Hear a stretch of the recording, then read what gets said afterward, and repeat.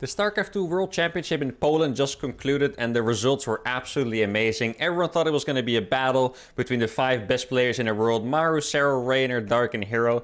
Everyone thought the winner was going to come between them, but someone else stole the show completely. It became entirely about Oliveira's rise to the top. The ranked 21st player's Underdog run, beating some of the best players he has ever beaten and getting his best result ever. And today I'm going to be showing you guys a little bit of his magic from his quarterfinals match against Raynor. Now, the score in this particular game was 2-1 in the favor of Raynor. I'm looking at the official observing actually from the tournament, and the observer liked to look at that doggo over there, if you guys are wondering. Gonna make it a little bit easier on myself by using the professional observing here from the replay. You can actually do that if you guys didn't know. But I thought this game was super impressive. Oliveira in this tournament beat Protoss, Terran, and Zerg players. But for me personally, I always feel like beating Zerg players is perhaps the most impressive. And I mean that from a mechanical point of view. So against Protoss and Terran, as a Terran at least, I feel like very often you can win a game with good luck in build orders or having really good preparation. Doesn't always have to be luck.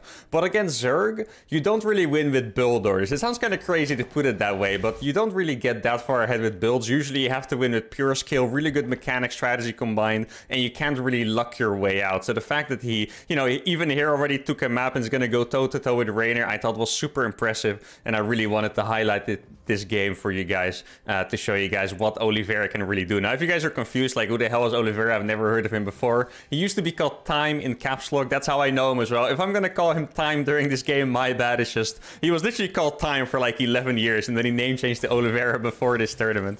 I also know him as Painan, which is a very poor pronunciation of his real life name. But what I can tell you guys about him, he's a relatively young player compared to the scene. I think he's from the year 2000, which makes him 22 or 23. And yeah, I mean, I know it's not the youngest player ever, but I feel like most StarCraft players these days are usually between 25 and 30, at least the pros. So he's still pretty young. So the fact that he's showing amazing results here is only, an incredible promise for the future.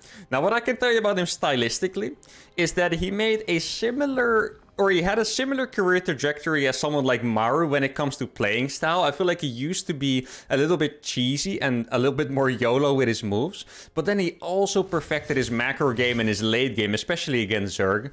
And I feel like stylistically he evolved into a perfect player in the way that he seems to play the best style per matchup. So he's not really a player that either turtles against everything or cheeses against everyone. I feel like he cheeses in a matchup where it's good to cheese, and he plays late game and it's good to play late game, which is, normally you would say, why doesn't everyone do that? That's perfect, that's ideal. But then, as you can know from, for example, my games, I'm a little bit better when I'm aggressive. There's players that are better when they turtle. So players like this can really do it all are very, very rare. Now, so far, there hasn't anything crazy happening yet so far in this game. He went for a Reaper expand with a 3rd command center. In TVZ, this is pretty much the way you always open. If you don't go for a Reaper 3cc, your build is already a little bit weird. And what I mean with weird is just off meta. Obviously, you can still play 2 base attacks if you want. It's not as common these days. Sometimes Korean Terrans in particular like to go for 2 base all-ins, but for the most part, you'll see 3 command center build orders.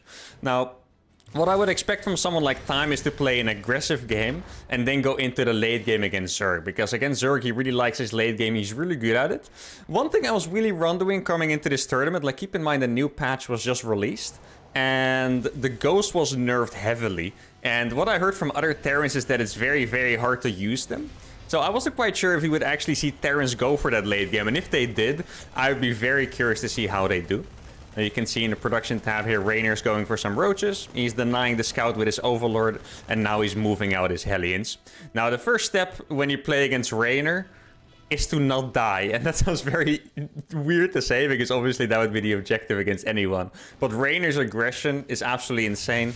Something that's really cool about this tournament that you guys might not have seen is that they had player cards. So they had player cards with stats. They had like numbers for offense and defense and speed. And they made the players vote for it. And Raynor was voted to be the fastest player above other legends like Maru and stuff. So yeah, and I think that's pretty accurate. Raynor is an absolute speed demon. He's very aggressive. If you can manage to withstand Raynor's aggression, I would say you can withstand every Zerg's aggression. So that is, step number 1 here. And then besides that, you still need to figure out a plan to win the game to begin with. Now, what has Oliveira seen so far? I was about to say time, but I corrected myself. I think he just spotted the roaches. And here, he actually did get a little bit mind-gamed. He's going back to defend. If you look at what's happening in the middle of the map, you see there's roaches following the Hellions.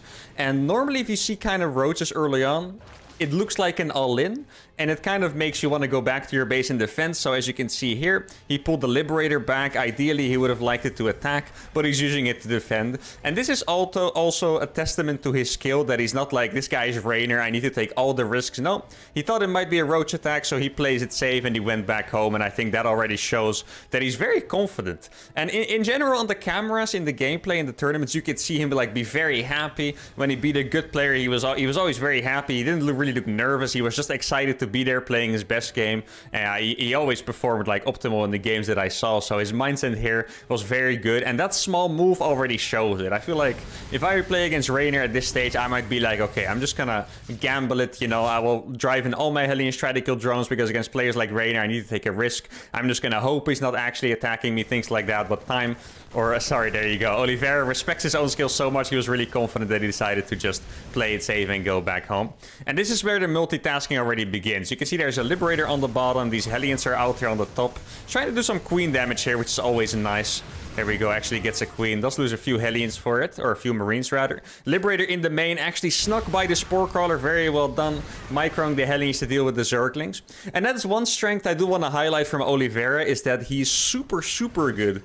And I'm not exaggerating, actually super, super good at these small harassments. I think against every player he played, he always had Liberators. Even later in the game, he always had a Liberator here harassing, Liberator there. And even against the fastest player, he gets a little damage in. This move here was very cool. Here, he pretended to go for the Queens with the Marines, but then he actually made the Queens retreating an opportunity to drive in with the Hellions and kill Workers. That was absolutely beautiful. You can see Rainer is going for the Roach into Bailing style here, which is very interesting. You don't see it that often. Most typically, it will be Roach into Lurker. And at home time, is sieging his tanks in a really good position. He's getting a 4th base up while keeping on the pressure as much as he can. I think it'd be very rare to see him keep Medivacs as home, because if you have that speed, I mean, this is like thinking optimally, right? And on this level of play, World Championship, quarterfinal scale, you can actually use that kind of thinking. Ideally, you never have a medevac at home, because if you're fast enough, you can always send these units out. Now, this is completely unrealistic for everyone in the world besides, like, I don't know, 5 players or 10 players or something. And Time or Oliveira, sorry, I'm gonna keep doing that the entire game. I'll stop apologizing for it too. He's gonna keep doing that non-stop. He's so fast. Also very good in tank positioning.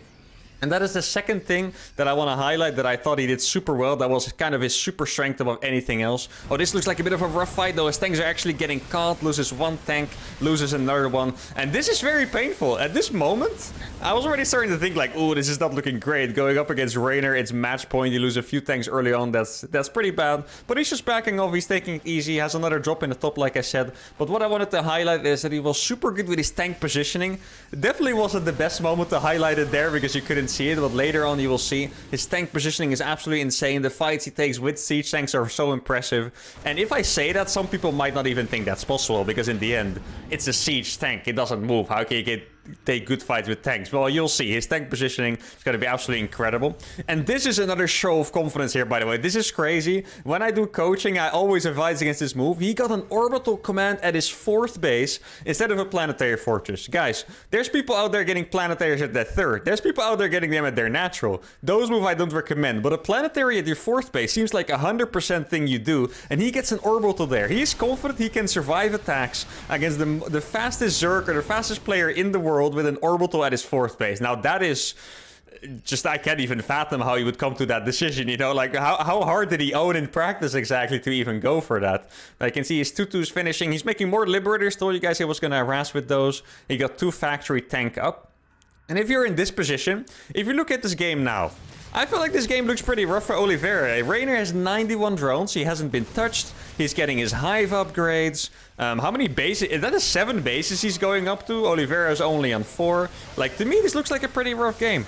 Now we have a little bit of a skirmish here. He kills a little Lynx. I think Rainer here overstepped a little bit before he got the Bailings out. Oliveira realized very fast that he could actually take that fight. I feel like most people's instinct would be to just back off. If someone attacks into you that confidently, you just get the hell out of there, right? He must know what he's doing, but Oliveira instantly realized the unit count that was there, the kind of units that were there, and he actually backed off. Now, he killed a few drones with his other drop. I think he might have denied that base as well, I'm not sure. And this tank positioning looks absolutely incredible. Look at the pre-spread he has as well. Liberators are coming in, and these are mostly Marauders, so the Balings are actually not getting anything done. He is so well spread that the Balings couldn't reach anything. Now that things are shelling at the roaches, there's more drones dying somewhere else. The observer here probably didn't even catch it, unless it was at that base over there, I guess. Didn't notice it myself, and now he has more Liberators coming in, sieging this. And you can tell in the meantime, he is not tunnel visioning at all. This is another sign of a really good tournament player. You're not going to see this from Oliveira only, you're going to see this from probably everyone at this level. He's about to, or he's not about to win, but he made a really good progress against one of the best players in the world, and he didn't tunnel vision in trying to win the game outright, even after gaining an advantage. No, he's making more command centers. He started the Ghost Academy during that fight, as well as 3-3, and he's just taking the advantage here, and he's gonna back off soon, most likely, because he's not reinforcing too hard, and then he's gonna go into the late game from there, which is super good decision making. Tunnel visioning is personally something I always struggled with. If I was about to beat good players, or not even about to beat, if it felt like I had a chance to end the game, I would just zone in and go for it and do everything I can. But that's where Oliveira is a little bit better than I was, and he's going to go back here now. Really good time to retreat, though he is getting chased. He might lose a tank unless he gets a really good pickup. He's going to save those tanks with a medevac. That's very well done. And he's going to seize them on this high ground over here. Now, to defend against Zergs in this position, you need really good tank positioning overall. You never want to be in a position where multiple tanks can get biled down by Ravagers, for example, or covered by a blinding cloud. You always want to avoid things like that. So notice how he spread his tanks very well always. Whether he was on the offense or defense, his tank spread was always this good. I think I heard another tank siege down here, exactly.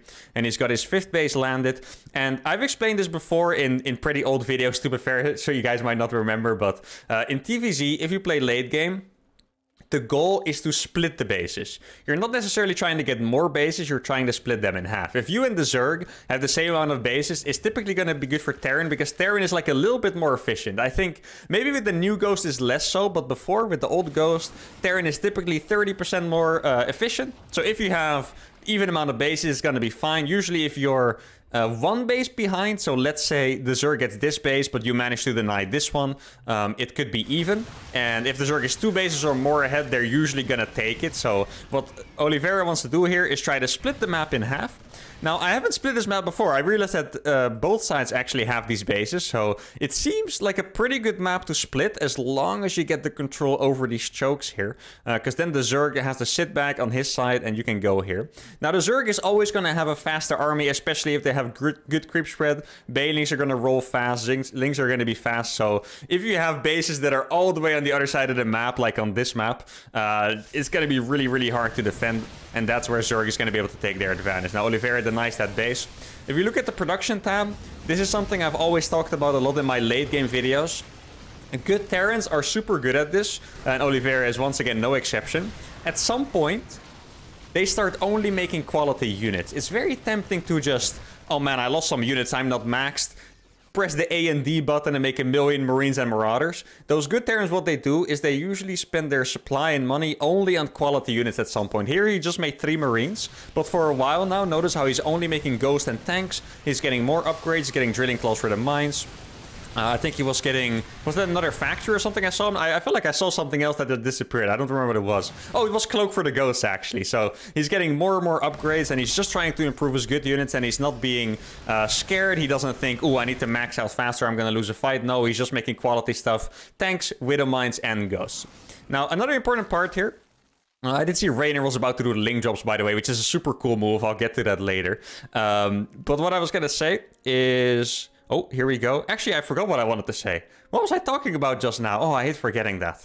Oh yeah, I was going to say that for Zerg, there's 2 main approaches to late game TVZ. You can either go for this hyper-aggressive style with Ling Bane, or you can go into mass Brute Lords with Spellcasters. And in the late game, that's pretty hard to scout. If you look at the Zerg's money, you know, 6,300 minerals in the bank, you can only imagine how many units they can make at once with that. So they can have Brute Lords all of a sudden and just overwhelm you if he didn't make Thors. But Oliveira is not panicking at all. He has focused on exactly what he has seen. He has not started making Thors or Vikings for Brute Lords. He's just making the perfect unit composition to deal with what Reynor has, which is incredible. Now, there's also a link drop going on in the main. And I was going to say, here it looks like it got cleaned up pretty well. I mean, some buildings went down. I think a turret went down, maybe a barracks over here. I think this is an amazing move by Reynor, even if you see Oliveira's cleaning it up, for multiple reasons. So, first of all, it is pretty hard to split your ghosts. Keep in mind, ghosts, they counter big units. They're not as good against Ling Bane. So if you have two different spots and you have to use them to snipe, it's very hard to control them. So if you can't keep your ghost in one spot, it makes it way harder. And then besides that, links, if you look at Reynor's resource ratio here, 3,600 minerals, 50 gas.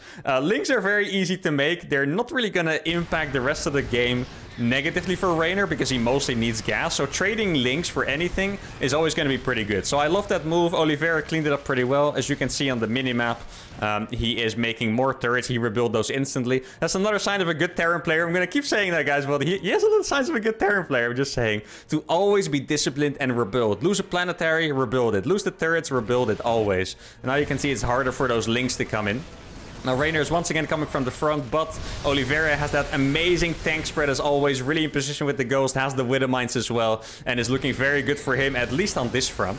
Now, he's still going to try rolling with Banelings. This is what I was talking about. There's a drop in the main going on, and Oliveira sent a lot of his units to deal with it, so now it's really hard. He has to run with these Ghosts, but he did get Cloak for them. He splits them up because Banelings can obviously still kill Cloaked units, and he gets out of it pretty efficiently. The supply dropped, but the Ghost stayed alive and it was mostly SCV, so that's going to be a pretty good trade in the end there. If we look at the efficiency, I wonder if you guys can get it. Let's look at it. Right now, we are about 7.5k in Oliveira's advantage, which is pretty much in line with what it should be, I think. So far you could say the game is pretty even, but looking at the resource count, it seems like Reynor has lost more gas than minerals. Like here, it just shows resources. It doesn't show exactly how many minerals and gas has been wasted. But Reynor has no gas, which means at this point he can't even transition to the Brute Lords if he wants to. And the weakness of this ground mass attacking style is that at some point, if you run out of steam, if your opponent maxes out with like 5 planetaries, Widow Mines everywhere, tanks everywhere, it's going to be so hard to break them. And with Oliveira on 180 supply with only 66 workers, he has a lot of command centers on the map. Currently we're sitting on, how many is it? 6 orbitals, 2 planetaries, and 1 normal command center. 9 command centers, maybe 3 planetaries soon. It's going to be harder and harder to break. Reynor once again setting up a double prong here. Link's getting in here, but the Ghosts are already ready, as we're used to by now from Oliveira. Banelings are rolling in. Guys, these Banelings, I feel like have not really connected with anything in ages. Have you noticed how well he's avoiding getting hit by those Banelings? Ghosts are in time to snipe the Ultras, defend the Links, and he's just everywhere. And if you look at the supply now, it's really getting closer and closer. Now, Reynor has enough minerals to make Zerglings, but obviously you're not going to break this Terran anymore with 300 Zerglings. I mean, you can try. I think it'd be pretty cool. That sounds like something I would do, by the way, trying to win a game with 400 Zerglings, but no. For Reynor, it's not going to work. Maybe work against me, but not against a Terran as good as Oliveira, so this is awesome. And now he's transitioning to Hellions as well. Yeah, I think I did see him get Blue Flame. Yeah, he has Blue Flame. He's getting Hellbats now. And this is a very important thing to know, guys. For the late game, or let's start earlier. For the mid game, Hellbats are usually not that great, flat out. I'm just going to say it. Hellbats are not amazing. They're very bad against Banelings. They're not good against Roaches. They are good against Links and Drones, of course. But in the late game, if you have Hellbats with +3 and Blue Flame, they one-shot Zerglings. Like, the entire splash one-shot Zerglings. So Hellbats, even having 4 Hellbats with +3 and Blue Flame in your army, make your army so much better. You can kill Brutelings, you'll one-shot Zerglings. Obviously, a run-by into Mineral Lines is fantastic, so he's really working more and more on getting his ultimate army, and that is where he's outplaying Reynor right now. Reynor has tried to break him, and Oliveira has not given him anything. All these Banelings are getting quite close, but he's going to be able to cloak them again. Once again, dodges most of them. Does lose 2 Ghosts, but for all those Banelings, it's obviously very, very worth it. Like, if you look at the resources again in the bottom, you might think, wait, Reynor has been out-trading him, but no, Reynor has been mining 3 more bases than Oliveira, and yet the supply is still relatively close, and the gas count is even better for Oliveira, so the efficiency is getting better and better. Remember I said it was 7.5k? Now it's a 13k resources lead for Oliveira. And like I said before, 2 bases plus ahead for Zerg should be a win for Zerg, but this Zerg is 3 bases ahead, and it's still not looking that great. That's just how good his defense has been normally, and mostly speaking from my own experience here, guys, defending against mass Zerg attacks, especially by a Zerg this good, even against Zergs that are a little bit worse, it's just impossible, and he's doing it like so cleanly. He's not even really struggling with it, it seems like. At some point it looked scary, but for the last few attacks, it's just been really clean. And now you can see he has the Hellbats. He does have them against the Ultralisk and not against the Zerglings on the top, which is a shame.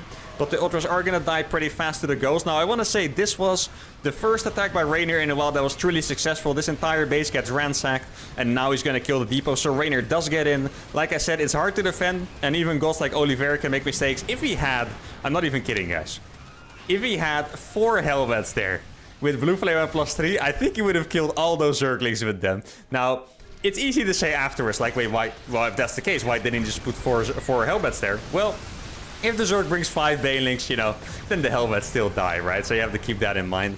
Now, he does lose a command center, but I'm sure he already has a bunch more. There's a command center right up above over here. That is going to be an orbital, not a planetary, but that's okay. Now, later on in the game, I think you can actually afford more planetaries, so it's not a bad choice to make more and more planetaries. But at the same time, if a Zerg is really rich, they can keep blowing them up with Banelings. And I was gonna say for free. It's obviously not free, it's inefficient. But you do want to mine these bases at some point. Like, if you look at the natural, it's pretty much mined out. If you look at the third, it's not mined out, but there's not that many minerals. The fourth base is getting a little bit dry.